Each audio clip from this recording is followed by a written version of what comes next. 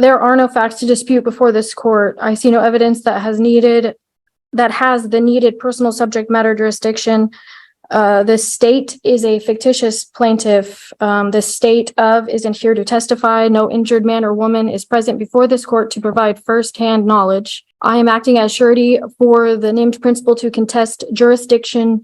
I am aware this is a taxable event and an excise tax is owed, and I want to be in compliance with the IRS code. Probation will be a waste of time in this matter, so I will revoke and remand you to serve your sentence. Take her into custody. All right. $1,200 every minute I'm in jail. All right, folks. Today's courtroom circus features a guy who thinks paying taxes is voluntary. Yep, another sovereign citizen claiming he's not subject to U.S. law. He came in quoting the Constitution like he wrote it himself. Is he serious or just playing dumb to dodge jail? Let me know what you think. And don't forget to like and subscribe. Your Honor, this comes before the court today on a probation violation hearing. And it's the intent of the defendant at this time to stipulate. And I do believe there's a agreed sentence, as you would say in this case. All right. Ms. Clark, you've heard the announcement of your attorney. Is that what you want to do? Admit to the violations? No, actually, I'm going to make a motion for my attorney to withdraw. I got this myself. Oh, okay. What's the reason for that? I just want to represent myself. Okay. All right. Well, somebody give her a waiver of attorney form. Okay. It's muted for some reason. All right. Well, I've already gone over these rights with you, so you should understand them, but you have the right to hire your own attorney. If you can't afford to hire an attorney, I've already appointed one. You qualified. You do have the right to represent yourself as well, and that's what you want to do today? Yes, sir. All right. If you want to waive your right to an attorney, when we do this, you have to follow the rules of procedure and evidence just as if you're an attorney. You understand that? Yes, sir. All right. Has anyone promised you anything or threatened with anything to get you to waive your right to an attorney? No, sir. All right. Looks like you've already signed it and sent it in here. Did you understand this form you signed? Yes, sir. I'll accept your waiver and allow you to represent yourself. All right. Are you wanting to stipulate to the violations, or do you want a contested hearing? I'm going to contest it. All right. Mr. Hollis here. Yes, Judge, I can grab him real quick. Okay.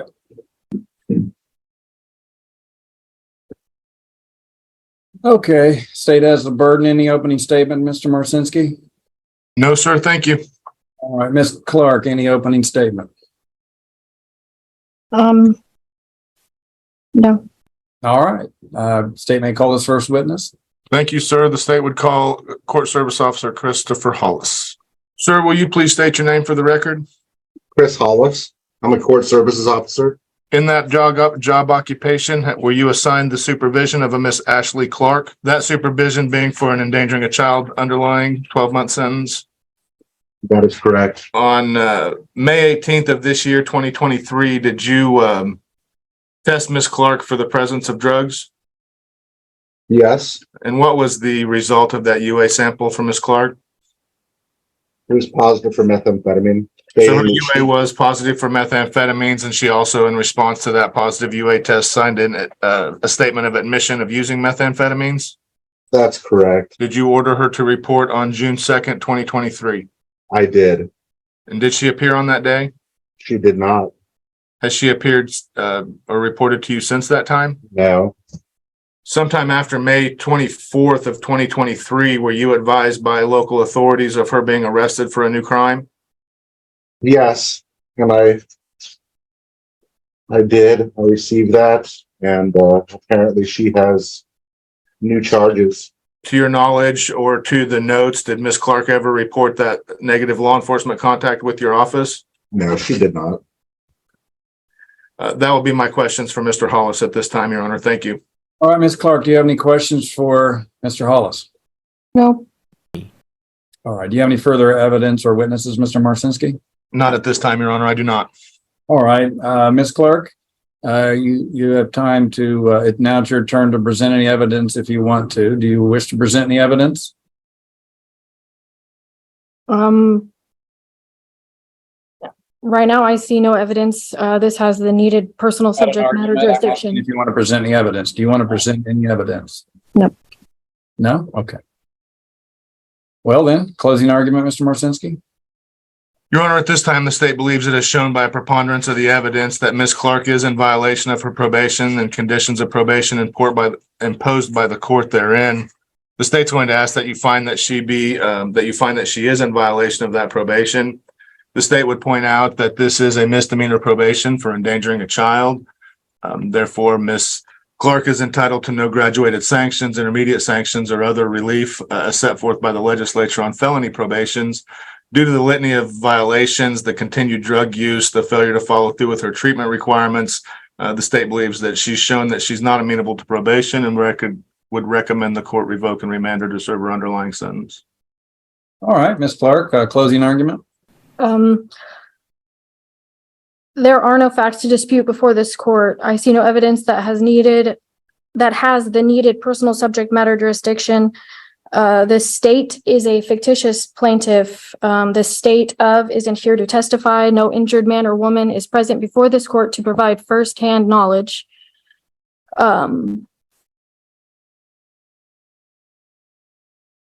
I am acting as surety for the named principal to contest jurisdiction.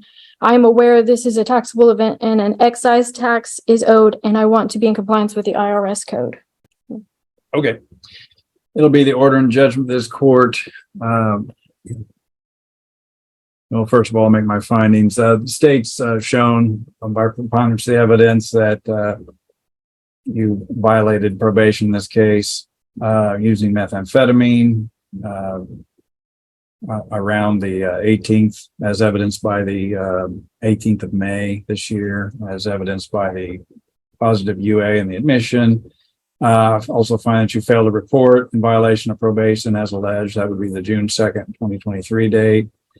You failed to successfully complete outpatient treatment at Summer Mental Health as ordered by the court. So I find you violated probation there as well. You also failed to report law enforcement contact within the business day in violation of the orders of probation. You have violated, it does in a very substantial way. I will go ahead. It appears as if probation will be a waste of time in this matter, so I will revoke and remand you to serve her sentence, take her into custody.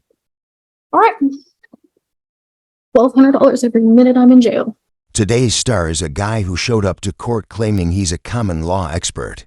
With no legal training whatsoever, he tried to object to his own charges during arraignment. The judge was not amused, and neither was the bailiff, who had to drag him out. Sovereign citizens really do treat court like it's open mic night for legal comedy.